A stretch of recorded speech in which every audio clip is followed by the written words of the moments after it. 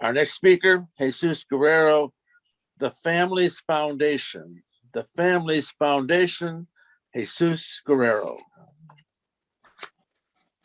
Mr. Toastmaster, fellow members, the word foundation has many meanings. It can mean starting something new, like a new group or club, even a belief system or a philosophy, even a substructure beneath a building. For me, my parents created my foundation. My father, Jesus Guerrero, was 26 years old when he married my mom, Bertha Guerrero, in Mexico, and they immediately immigrated to this country, the United States of America. They came here with barely even the clothing on their backs, but they had a wealth of dreams. They had a dream for a better life, not just for themselves, but for the children that they hoped to have. And they had 4 sons. They had Hugo, Jaime, Jesus, and Enrique. And it was a great time growing up in his family. Now, my father, he was the provider. He was the worker. He was amazing. He's my hero. My mom, she's the glue that melded our family, just glued it together, took a group of individuals and made us one. My mom's amazing, so multi-talented. She could sing like an angel. She could make our clothing. She made floral arrangements. And in the kitchen, she was a master. Phenomenal. Every morning, I'd wake up with the sounds of clack, clack, clack, clack, clack, clack. That's the sound of a wooden rolling pin hitting a marble slab as she made homemade, fresh flour tortillas. The smells of those tortillas on that cast iron grill would permeate to every corner of the house, and they would even penetrate our deepest slumber. My brothers and I, we would wake up and stumble into the kitchen, grabbing a fresh tortilla, slathering it with a nice stick of butter. That bite was sublime.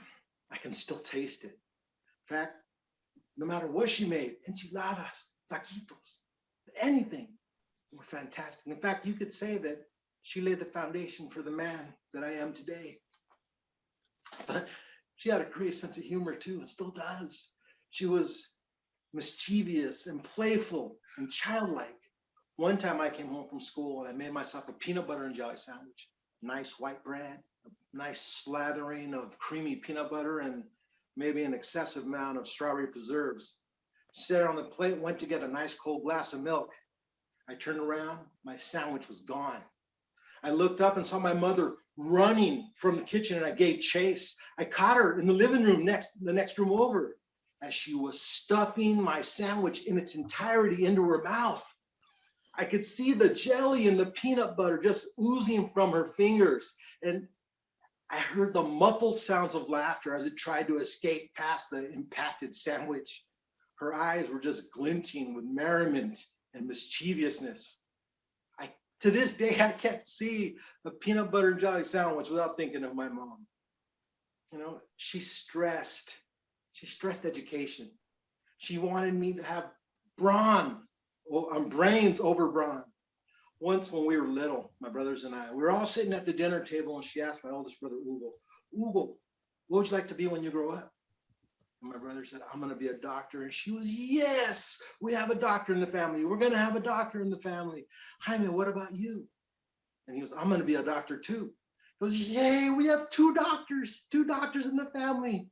I knew I was next. I was ready. I was ready. I knew what I was going to be. She goes, what about you, Jesus? What are you going to be? And I said, I'm going to work with my dad.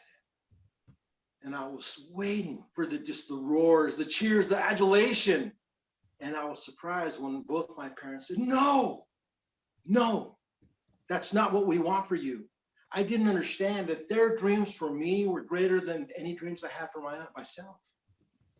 Years later, I was in college, and it was like a carnival, a house of glass. I would bump into everything, barriers every single direction. I said, I've got to get out of this crazy place. I'm quitting school. I'm going to get a job. And so I informed my mom that I was quitting college. And she just nodded her head, turned around, walked away, only to reappear in a few moments and handed me a card. That was a card I had written when I was 10 years old to my father on Father's Day. And in that card, I promised. I said, Dad, I'm so proud to be your son. And I'm so proud to carry your name. And I promise I will never quit. I will never quit college or school until I do something great with your name. Obviously, how could I fight that? I stayed in school. Several years later, I graduated from the University of Southern California with a Doctor of Pharmacy degree. My mom, well, she's well in her 80s now. And she's stooped with age. There's pain, her knees, her back, her hands. She can't use that rolling pin anymore. I wish I could hear it one more time. But she achieved what she set out to achieve. She came to this country and founded a new family in a new place.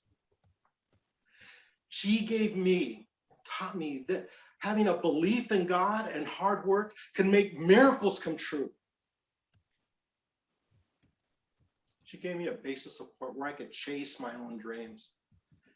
She built a strong foundation, an enduring foundation.